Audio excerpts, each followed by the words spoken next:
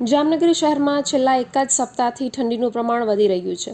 ઠંડીના સમયમાં શહેરીજનો ઠૂંઠવાઈ રહ્યા છે, ત્યારે શહેરમાં ફૂટપાથ પર રાતવાસો કરતા ઘર વિહોણા શ્રમિકો અને ભિક્ષુકોને શેલ્ટર હોમમાં ખસેડવા માટે જામનગર મહાનગરપાલિકા દ્વારા નાઇટ ડ્રાઇવ યોજી હતી। જામનગર મહાનગરપાલિકાની યુસીડી શાખા, એસ્ટેટ શાખા, સિક્યોરિટી શાખા તથા પ્રોજેક્ટ પ્લાનિંગ શાખાના અધિકારીઓ કર્મચારીઓ દ્વારા આ કાર્યવાહી હાથ ધરવામાં આવી હતી।